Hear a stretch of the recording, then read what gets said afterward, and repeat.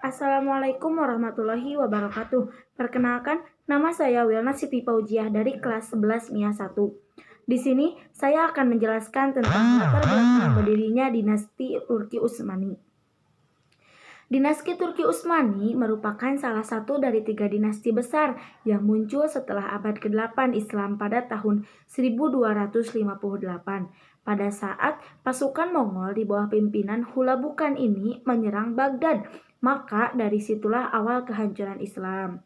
Jadi, dimulai pada abad ke-8 tahun 1258. Munculnya dinasti Turki Utsmani yaitu pada tahun 1299, hampir 41 tahun Islam mengalami abad ke-8 ini. Munculnya Turki Utsmani ini berasal dari sebuah suku Kai yang berada di Turki Barat. Kaitannya, pengaruh Turki pada masa dinasti Abbasiyah fase 2 dan 4 ada kaitannya, yaitu sama-sama dari Turki. Beliau berani muncul karena sudah berpengalaman menguasai Abbasiyah di fase kedua dan keempat. Turki Utsmani masih satu keturunan dari Mongol yang menyerang Baghdad pada saat itu. Genghis Khan, nama asli Temujin, menyerang wilayah Turkistan. Pada saat itu pimpinan dari suku Kai yaitu Sulaiman Shah meminta bantuan kepada penguasa kota Transaksania bernama Jalaluddin Manguryudisti bin Khawarizmi. Meminta bantuan kepada beliau untuk mengalahkan Genghis Khan. Tetapi karena kuatnya pasukan Genghis Khan ini, maka pasukan Sulaiman Shah yang dibantu Jalaluddin bin Khawarizmi di sini mengalami kekalahan. Akhirnya Sulaiman Shah bersama anggotanya pergi ke daerah Turkistan dan ke Azerbaijan. Daerahnya di perbatasan Asia Kecil. Kemudian Sulaiman Shah memasuki kota Syam dengan menyeberangi sungai Yufrat. Tetapi di perjalanan menuju Syam, kapal beliau tenggelam. Namun keempat putranya beliau berhasil selamat dan ayahnya Sulaiman Shah meninggal dalam perjalanan menuju Syam. Tetapi keempat putranya itu yaitu Sankurtakin, Tongdai, Etogruo, dan ini selamat. Keempat putranya terpisah menjadi 2, yaitu Sankurtakin dengan Tongdai kembali ke daerah asal atau Kai Turki Barat, dan yang kedua lagi Etogruo dan melanjutkan perjalanan ke Asia Kecil. Kemudian karena ada darah dari seorang ayah pemberani, di Asia Kecil itu sedang ada sebuah pertempuran di bawah pimpinan Sultan Alaluddin I dan dari Bani Seljukum dengan kekaisaran Bizantium Romawi.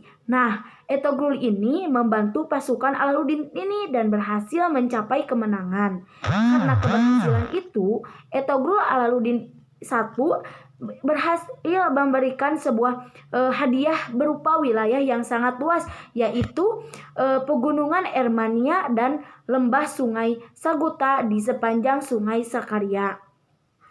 Karena keberhasilan Etogruo, kemudian Sultan Alaluddin I meminta lagi bantuan kepada Etogruo untuk menguasai daerah pesisir Laut Hitam, berusaha Eskişehir, dan ini meraih kemenangan lagi. Maka dari situ Alaluddin I memberikan gelar kepada Etogruo, yaitu Muqaddam Sultan atau tentara pelopor Sultan. Sedangkan Etogruo sendiri mendapatkan gelar Sultan Oki atau Kening Sultan. Saking hebatnya seorang Etogruo. Kemudian pada tahun 1288 ini Etogruo meninggal dunia dan Sultan Alaluddin I tidak punya anak. Maka anak dari Etogruo diangkat olehnya yang bernama Utsman sebagai pengganti. Karena kesetiaan Utsman pada Alaluddin I, maka ia memberinya gelar Bey dengan wilayah yang lebih luas dari wilayah yang diberikan kepada ayahnya atau Etogruo. Utsman diizinkan memakai mata uang sendiri oleh Alaluddin I.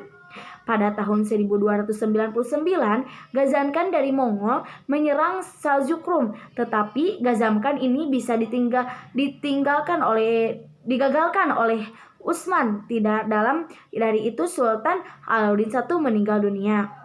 Karena Alauddin I tidak mempunyai putra, maka Utsman menyatakan seorang diri sebagai Padishah Al-Musaniyah atau raja terbesar dari Utsman dan mendapatkan dukungan dari rakyat. Karena Utsman sangat dipercaya, maka berdirilah sebuah kerajaan Utsmani pertama di Qurrah Kisar atau Istikisar. Mungkin dicukupkan sekian dari saya. Mohon maaf apabila masih ada kekurangan. Wabillahi taufiq wal hidayah. Wassalamualaikum warahmatullahi wabarakatuh.